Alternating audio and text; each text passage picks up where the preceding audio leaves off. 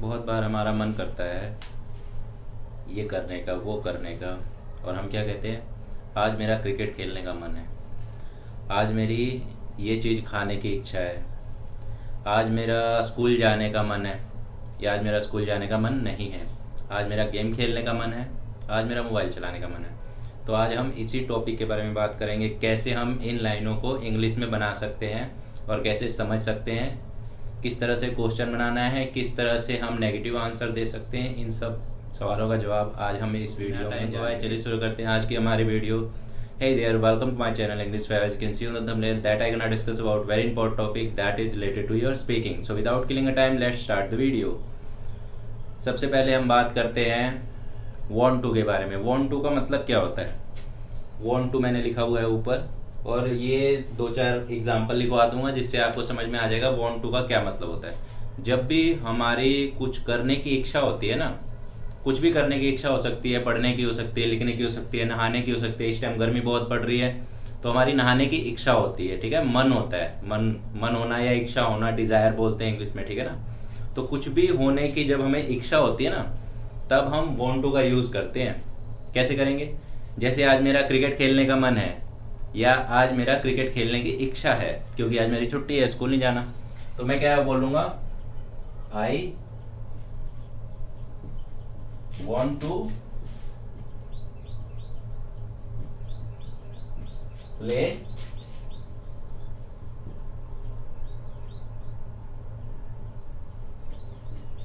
I want to play cricket, ठीक है ना, I want to play cricket।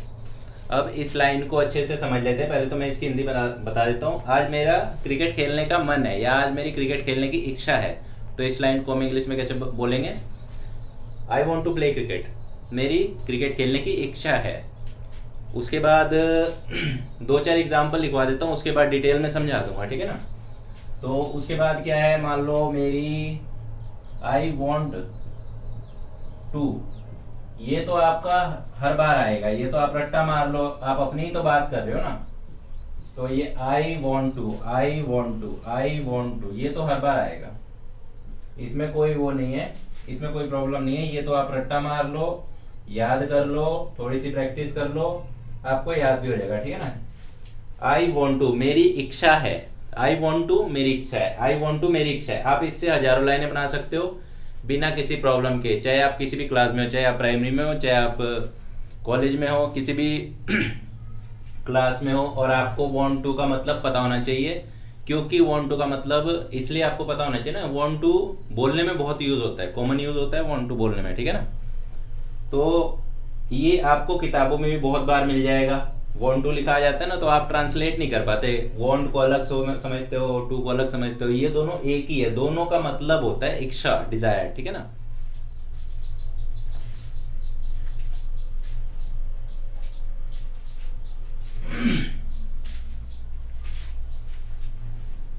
इसके बाद करना क्या है, इसके बाद हमें वो चीज लिखनी है जो हमारा करने का मन है, ठीक है ना। जो भी कुछ तो हमारा करने का मन होता है ना हर रोज, जैसे मेरा अभी सोने का मन है, अभी खाने का मन है, अभी पीने का मन है, अभी कहीं जाने का मन है, अभी घूमने का मन है, कुछ भी मन तो कुछ भी हो सकता है ना। तो आई वॉन्ट टू के बाद जो करने का आपका मन है वो वर्ब आएगी, टू के बाद ना वर्ब आएगी, ये बात ध्यान रखना, वर्ब की फर्स्ट फॉर्म आएगी, ठीक है। ये भी वर्ब है और यहाँ पे भी वर्ब की फर्स्ट फॉर्म आएगी। टू यहाँ एज ए लिंकर का काम करे, वो अभी मैं डिटेल में समझाऊंगा, पहले आप इतना समझ लो सिंपल वे में। आई वॉन्ट टू मतलब मेरी इच्छा है, क्या करने की इच्छा है, मेरी खाना खाने की इच्छा है, I want to eat food, मेरी खाना खाने की इच्छा है, ठीक है ना।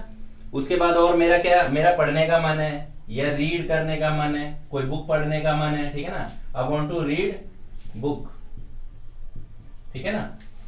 और क्या करने का मन है मेरा, मेरा मन है, और मेरा मन क्या करने का है, जो भी आपका मन कुछ भी करने का हो तो आप वो चीज लिख सकते हो। और आपका मन क्या करने का, I want to speak English, ठीक है ना। आपका इंग्लिश सीखने का मन है, जब भी तो आप ये वीडियो देख रहे हो।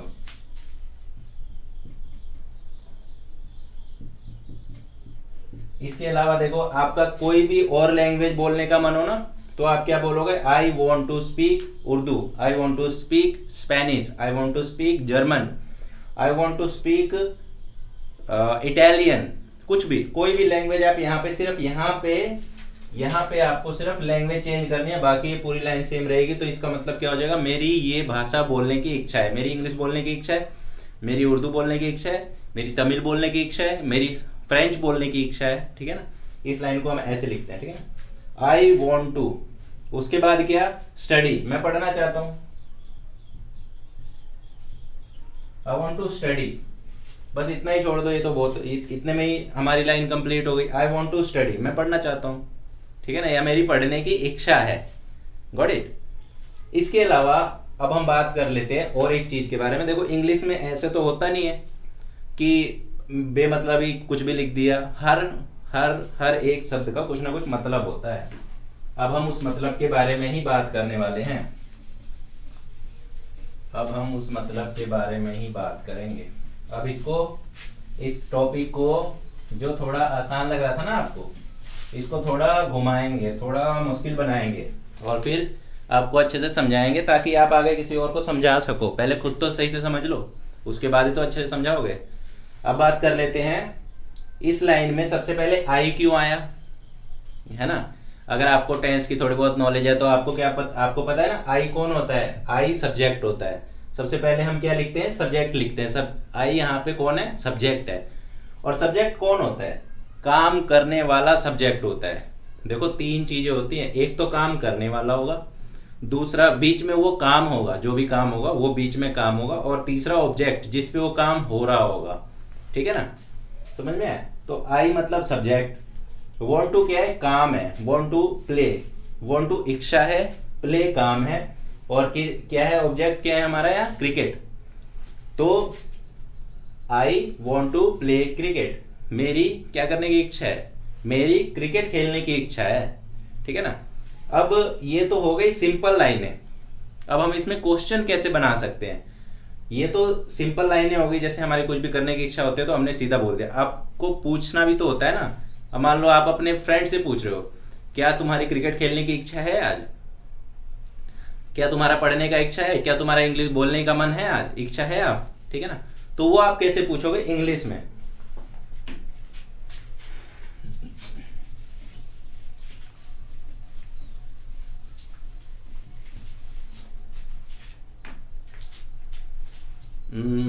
अब बात कर लेते हैं क्वेश्चन कैसे पूछोगे आप। तो क्वेश्चन आप किस तरह से पूछ सकते हो, डू से, do you want to play cricket। तो हम क्वेश्चन कैसे पूछते हैं, do you want to play cricket। ये क्या हो गया, ये हो गया हमारा क्वेश्चन। अब क्वेश्चन शुरू से बात कर लेते हैं। हम जब भी want to का यूज करेंगे ना, तो हम सिंपल प्रेजेंट सिंपल का यूज करेंगे या सिंपल पास्ट का यूज करेंगे, ठीक है ना। कॉन्टिन्यूअस में ये नहीं होगा, ये आईएनजी नहीं लगेगा इसमें, कभी भी ध्यान रखना। समझ आ रहा है क्या बोल रहा हूँ।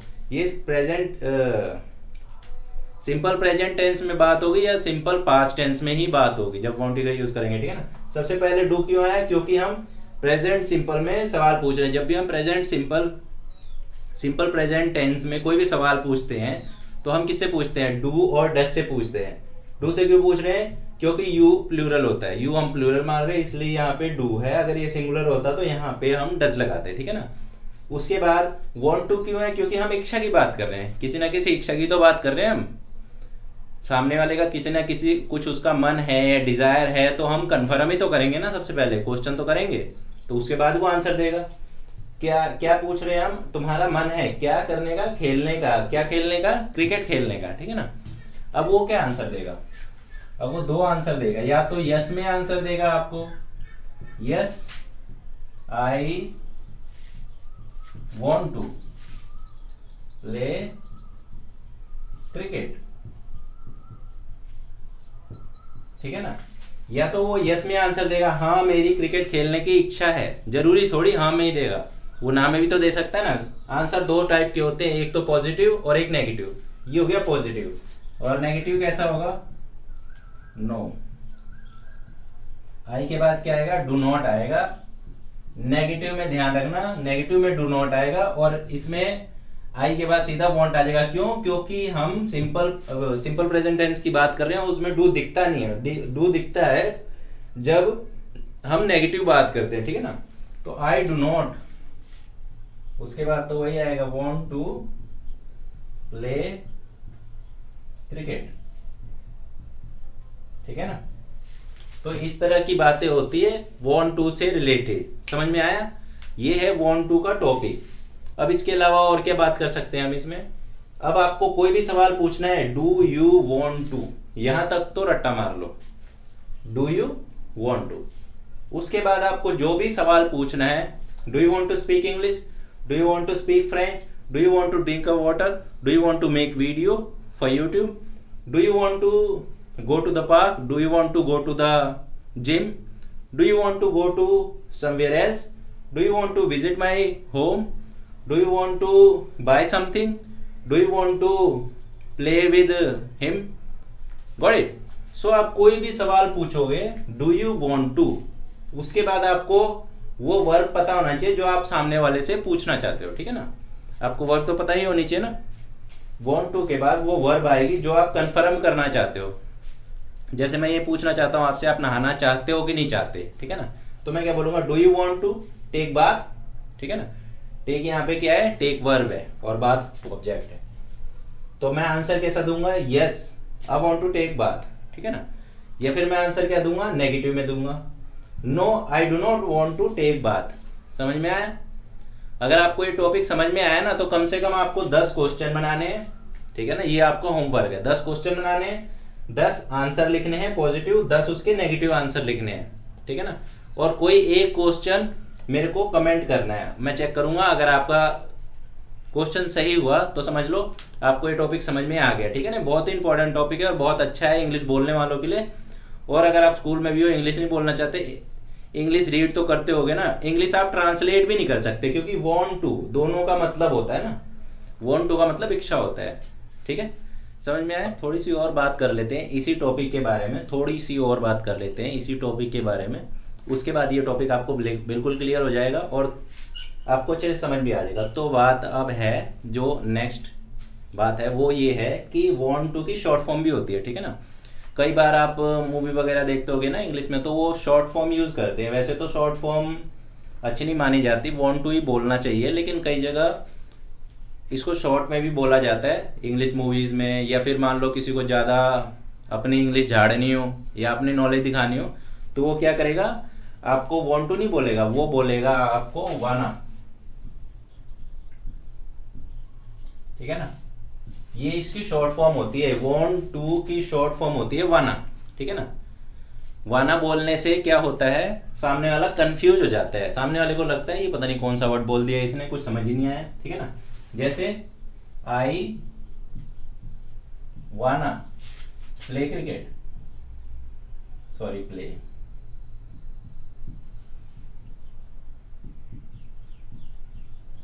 ठीक है ना।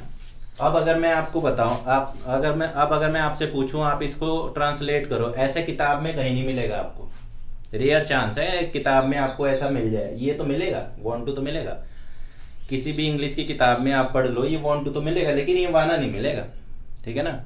अब ये अंग्रेज लेवल की बात हो रही है, ये नॉर्मली यूज करते हैं स्पोकन में और काफी कंफ्यूज हो जाते हैं बच्चे, समझ नहीं पाते कि ये है क्या।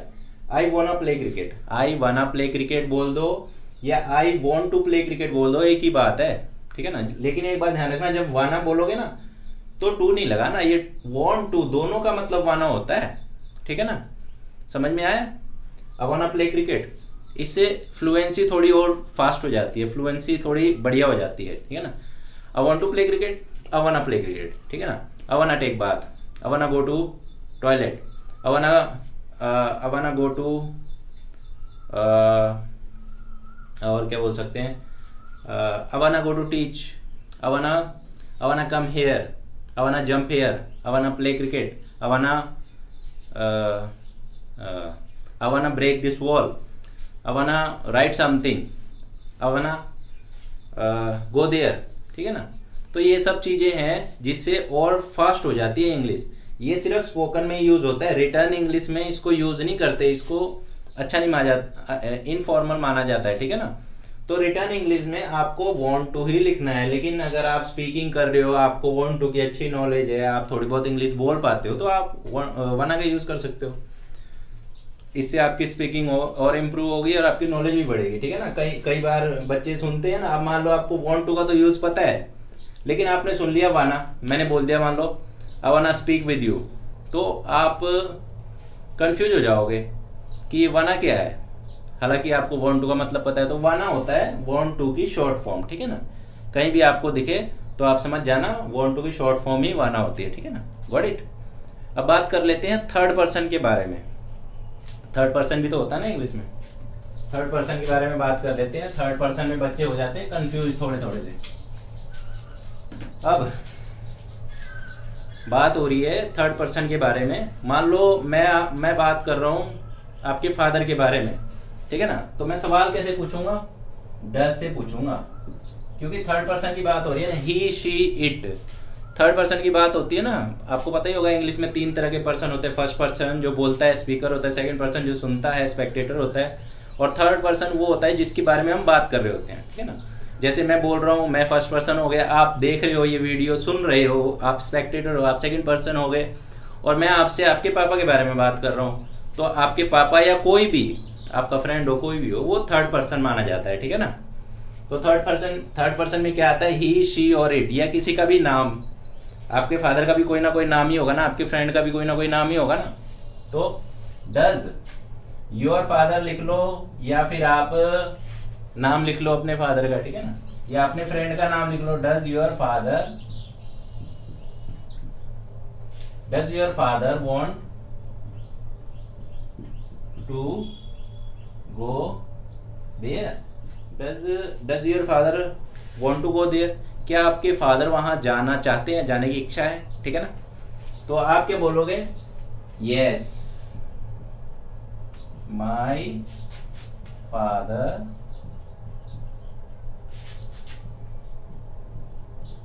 wants to go there। क्या है, yes my father wants to go there, मेरे फादर वहां जाना चाहते हैं। कोई भी जगह हो सकती है, मान लो इतनी गर्मी है तो स्विमिंग पूल हो सकता है। वो आप यहाँ खड़े हो, स्विमिंग पूल वहां है, तो आप क्या बोलोगे, does your father want to go there. There मतलब वहां, और आप क्या बोलोगे, yes my father wants to go there, ठीक है ना। या नेगेटिव भी बोल सकते हो, no my father does not want to go there। तो अब इसमें समझने वाली बात क्या है, इसमें समझने वाली बात ये है कि ये थोड़ा कंफ्यूज कर देता है, बोलने में भी और लिखने में भी। Got it. बोलने में और लिखने में क्या कंफ्यूजन होती है, बोलने में और लिखने में ये कंफ्यूजन होती है कि हमने पढ़ा हुआ है थर्ड पर्सन के साथ एस और ईएस लग जाते हैं वर्ब के साथ, ठीक है ना। तो यहाँ पे वर्ब क्या है, यहाँ पे वर्ब वांट है, और यहाँ पे एस और ईएस नहीं लगा। क्यों नहीं लगा, क्योंकि हम डज से क्वेश्चन बना रहे हैं, डू में एस और ईएस लग चुका है, तो इसीलिए वर्ब में एस और ईएस नहीं लगता जब हम क्वेश्चन पूछते हैं, तो ये डू ही। लेकिन क्योंकि इसमें एस और ईएस लग चुका है, ईएस क्यों लगा, क्योंकि लास्ट में ओ है। बहुत सारे ऐसे वर्ड है, जैसे एच होता है तब भी एस लग जाता है, इसका भी एक रूल होता है, ठीक है ना। तो ओ है इसलिए ईएस लगा, अगर और कोई और कुछ होता तो एस लगता सिर्फ। तो डू के साथ ईएस लग चुका है, इसीलिए ये वर्ब के साथ नहीं लगेगा, ठीक है ना। समझ में आया। Does your father want to go there, क्या आपके पापा वहां जाना चाहते हैं। अब देख लो नीचे आंसर में, यस के बाद डज नहीं आएगा, क्योंकि ये अफर्मेटिव सेंटेंस है, ठीक है ना। अफर्मेटिव सेंटेंस में वो नहीं आता, हेल्पिंग वर्ब नहीं आती। प्रेजेंट सिंपल की बात कर रहा हूं मैं, बाकी में तो आती है।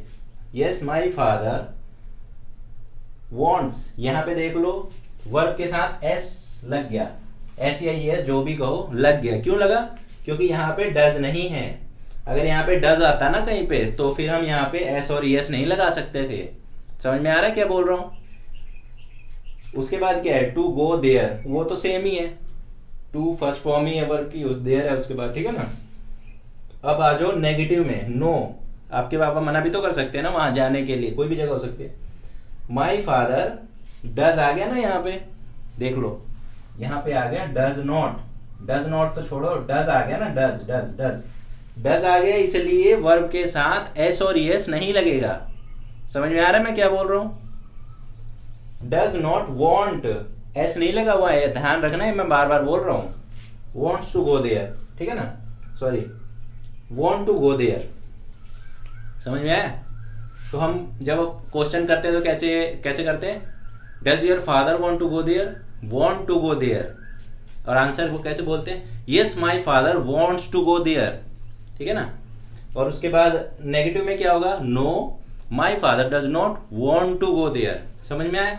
सिर्फ अफर्मेटिव सेंटेंस में एस लगेगा वॉन्ट के साथ, अदरवाइज वॉन्ट ही रहेगा, एस वैस कुछ नहीं लगेगा उसके साथ। तो आपको इससे भी कम से कम थर्ड पर्सन से भी आपको कम से कम 10 क्वेश्चन बनाने हैं, 10 आंसर देने हैं, 10 नेगेटिव और पॉजिटिव दोनों आंसर देने हैं, ठीक है ना। और यहाँ पे आप अपने फादर की जगह कोई भी नाम लिख सकते हो,